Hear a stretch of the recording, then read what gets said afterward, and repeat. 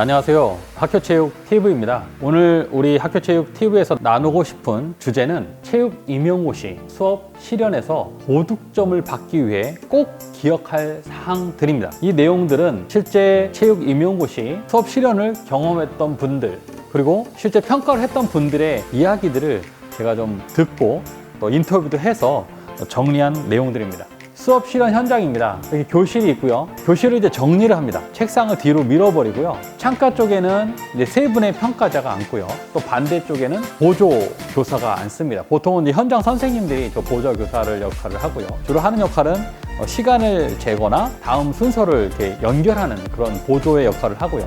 핵심적인 것은 이 평가자 3명이 수업 실현을 평가를 하게 되는데요. 주로 학교장, 그 다음에 교육청 장학사, 또 현장 교사, 또 이런 분들로 3인 1조, 한 팀이 되어서 수업 실현을 평가합니다. 물론 이런 것들은 기본적인 틀입니다. 뭐 지역에 따라서 또 시기에 따라서는 조금 변경이 될 수도 있는데 최근까지는 특히 경기도는 이런 틀로 계속 진행이 되어 왔습니다. 그래서 오른쪽 사진을 보시면 교실이잖아요. 그래서 창가 쪽에 평가자가 앉습니다. 그 다음에 교실의 출입문 쪽, 특히 그 뒷문 쪽에 보조교사가 앉습니다. 중앙에 교탁이 있고요.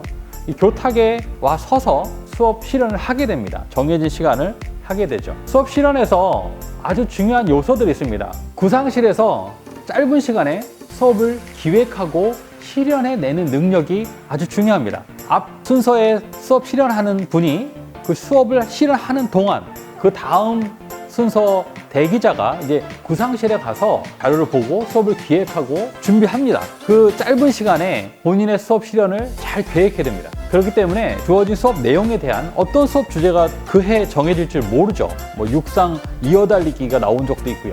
뭐 배드민턴이 나온 적도 있고, 뭐 농구나 배구나 축구나 육상 같은 종목이 나올 수도 있습니다. 뭐가 나올지 모릅니다. 어떤 종목이 나오더라도 그 수업 내용에 대한 전문적 이해, 그 다음에 그 내용에 대한 전달 능력이 무척 중요합니다. 그리고 명확한 학습 목표의 제시가 꼭 이루어져야 됩니다. 주어진 자료 안에 분명히 학습 목표를 이렇게 제시해 줍니다. 그런 내용들을 아이들이 이해하기 쉽게 아이들 눈높이에 맞게 학습 목표를 제대로 제시해 주어야 합니다. 학습 내용을 전달할 때에는 본인이 알고 있는, 본인이 사용하기 쉬운 그런 용어들만 집중하지 마시고 좀 더 학생들 눈높이에 맞는 그런 언어 사용이 중요합니다. 쉽고도 정확한 용어, 학생들이 쉽게 이해하고 파악할 수 있는 그런 언어들을 사용해야 합니다. 다음은 도입, 전개, 마무리 각 영역별로 개별 점수가 되는 그런 경향이 많다고 합니다.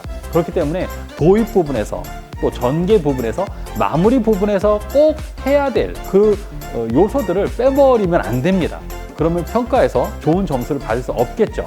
그래서 각 영역에서 반드시 표현해야 할 요소들을 잘 표현해야 됩니다. 이 도입, 전개, 마무리 시간 분배도 무척 중요합니다. 간혹 보면 도입에서 너무 많은 시간을 사용해서 정작 그 몸통이라고 할 수 있는 이 전개 부분에서 핵심적인 사항들을 충분히 다 설명하지 못하고 그러다 보니까 마무리를 아주 급하게 마무리를 지어버리는 경우도 많이 있다고 합니다.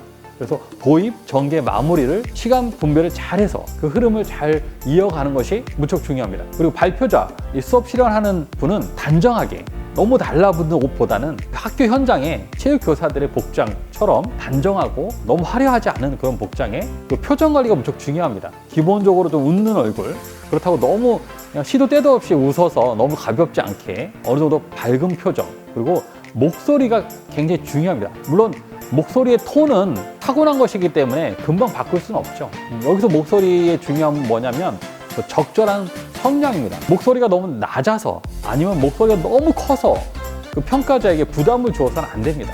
적절한 성량을 연습할 때부터 잘 생각하셔서 내가 이 정도 성량으로 수업 실현을 해야겠다라는 것들을 많은 연습을 통해서 많은 사람들에게 피드백을 받아서 본인의 적절한 그 성량을 알고 있어야 합니다. 수업 내용은 부드러움과 여유가 있어야 합니다.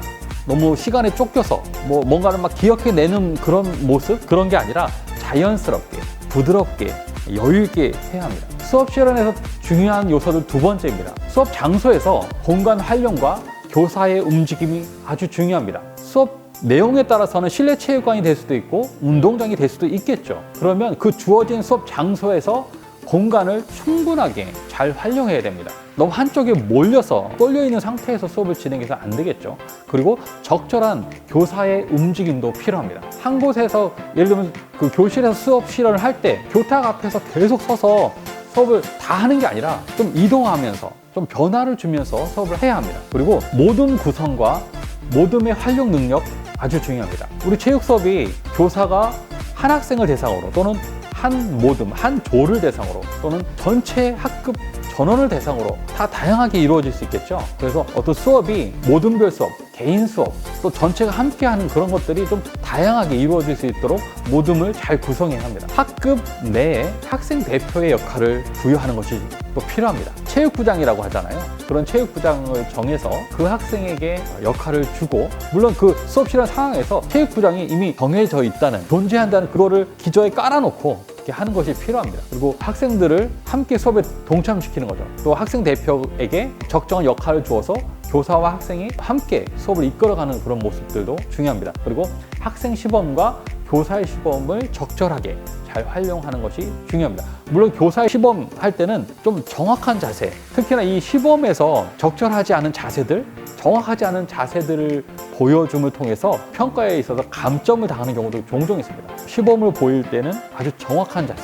그래서 이 수업 실현은 평소에 갖고 있는 능력이 아주 그대로 표현이 됩니다. 운동에 대해서, 스포츠에 대한 전문성과 이해가 부족하면 시범 자체가 잘 나오지 않습니다. 하더라도 좀 부정확한 그런 자세들이 많이 나옵니다. 그래서 평소에 운동은 정확하게 연습하고 이해하고 운동을 제대로 하는 것이 중요합니다. 그리고 시도교육청에서 강조하는 사항들이 있습니다. 홈페이지라든지 학교체 기본교육 방향 등의 그런 중요한 자료들을 잘 살펴보셔야 합니다. 그래서 그런 내용들이 수업 실현 안에 조금씩 묻어날 수 있도록 해야 합니다. 또 한 가지는 우리나라 체육 수업 최고의 전문가들이 있습니다. 농구를 가장 잘하는 체육 선생님, 배구, 안전교육, 플라잉 디스크 이런 등등, 우리나라에서 정말 이분만큼 이 수업을 잘하는 선생님이 없을 거다 하는 그런 선생님들을 좀 탐문하시고 알아보셔서 체육 수업의 전문가들의 그런 수업 내용을 관찰하시고 탐색하는 것이 여러분 수업 실현을 잘하는데 아주 중요한 밑바탕이 될 수 있습니다. 수업 실현에서 중요한 요소는 세 번째입니다. 학교 체육의 키워드를 잘 기억해서 그 내용들이 이 수업 실현 안에 조금씩 담겨질 수 있도록 하는 것이 좋습니다. 핵심 역량, 과정 중심 평가, 고교 학점제, 원격 수업, 교수 평기 일체화. 교수 평기 일체화라는 것은 교육과정, 수업, 평가, 기록 이것을 따로따로 분절된 것이 아니라 이어지도록 연결성을 가질 수 있도록 하라는 것입니다. 그래서 학생 행동을 관찰, 기록 또는 그 다음에 이어서 생기부, 교과 세부 특기사항 입력까지 이렇게 연결 짓는 것, 이런 부분까지 이 수업 실현 안에서 학생들에게 좀 소개하고 설명하는 것들도 필요하다고 생각합니다. 그리고 협력과 배려, 창의성 신장, 인성교육, 배움 중심 수업, 학생 수업 선택권, 스포츠 인권, 이런 학교 체육의 키워드들을 좀 여러분들이 공부하시고 잘 정리해서 수업 실현 안에 그 내용 중에 필요한 부분에 잘 녹여서 활용하시면 좋을 것 같습니다. 학원에서 만들어진 수업 패턴을 암기해서 외워서 수업 실현 내용 안에 그냥 쏟아내는 것은 곤란합니다. 이런 경우에 소속 학원별로 너무나 비슷합니다.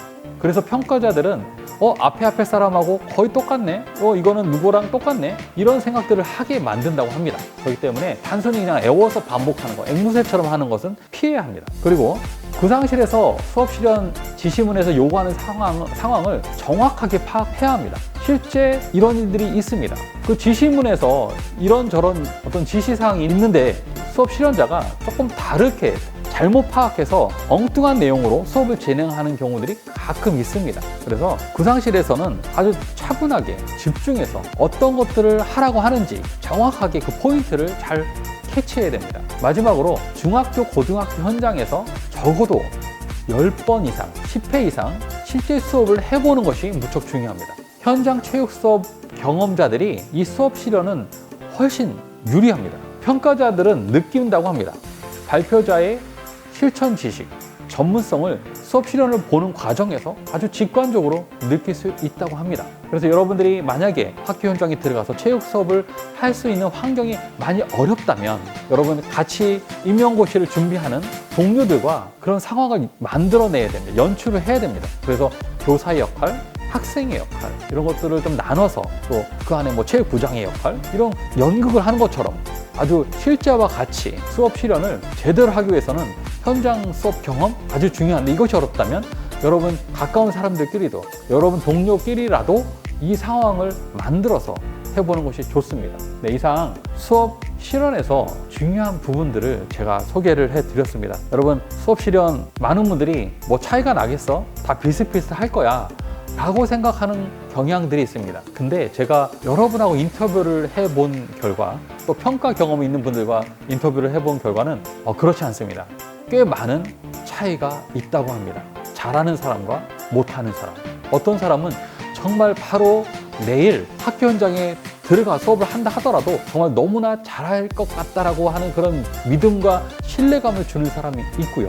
어떤 분의 수업 실현을 보면 이분은 체육교사를 하면 안 되겠는데? 아니면 체육교사를 하다가는 애들하고 좀 갈등이 많겠는데? 이런 어떤 걱정을 갖게 하는 그런 수업 실현도 있다고 합니다. 그래서 여러분들이 뭐 농구, 축구, 배구, 수영, 육상, 체조 이런 실기 연습하는 것처럼 수업 실현도 제대로 여러분의 땀과 노력을 투자해서 연습해서 해야 합니다. 네, 여러분 수업 실현을 준비하고 계시는 많은 분들에게 조금이라도 도움이 되기를 바랍니다. 감사합니다.